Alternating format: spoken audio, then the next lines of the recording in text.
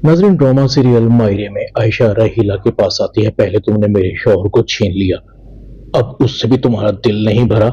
अब बचा खुचा रिश्ता भी उसको भी खत्म करना चाहती हो। राहीला कहती है, मैंने क्या किया है? मुझे कुछ पता नहीं। समीना भी आ जाती है। क्या हो गया है आयशा, तुम क्यों रो रही हो? आयशा कहती है, पूछें भाभी इससे। पहले मेरे शौहर को मुझसे छीना, फिर इस घर में दाखिल हो गई, मगर आज तो हद ही हो गई। हबीब मुझे तलाक की धमकी देकर गया है, इसकी वजह से। समीना आयशा को कहती, तुम मेरे साथ आओ। समीना आयशा को लेकर अपनी सास के पास चली जाती है। बताओ अम्मा को कि हबीब ने तुम्हें तलाक की धमकी दी है। अम्मा कहती है, क्या मतलब है तुम्हारा? समीना कहती है, यही सच है जो मैंने आपको बताया है।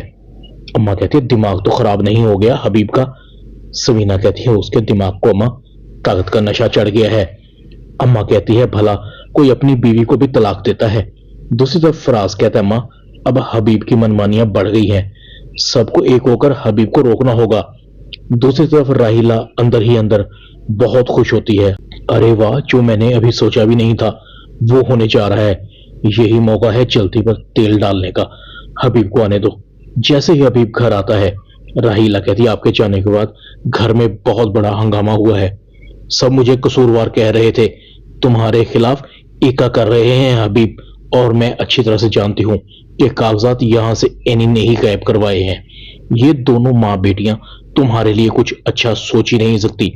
हबीब कहता है, मैंने भी आयशा को धमकी दी है, अगर उसने मुझे एनी से कागजात लेकर नहीं दिए तो मैं उसे तलाक दे दूंगा। आयशा कहती है, हबीब अब धमकी से काम नहीं चलेगा, ऐसी औरत के साथ ताल्लुक रखने का कोई फायदा नहीं है। अब मुस्तकिल जान छुड़वा लो। मैं तो कहती हूँ जितना जल्दी हो सके आयशा को तलाक दे दो। दूसरी तरफ फाखिर बहुत परेशान है। एनी कोई एक मुसीबत थोड़ी है, कारोबार की किसी को फिक्र नहीं है।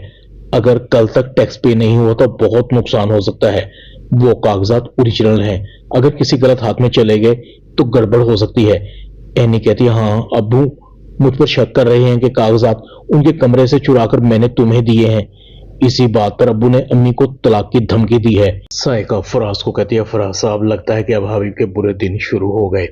अगर अम्मा भी नाराज हो गई तो हबीब को कारोबार से अलग करने में आसानी होगी। फराज कहता है, हाँ हमारे लिए तो अच्छा ही है, जितना जल्दी हबीब सबकी नजरों में गिरेगा हमारा उतना ही ज्यादा फायदा होगा, और फिर हमें कारोबार पर कंट्रोल करने का मौका भी मिल जाएगा। ड्रामा मायरी में इतना ही। चैनल को सब्सक्राइब कर दें। शुक्रिया।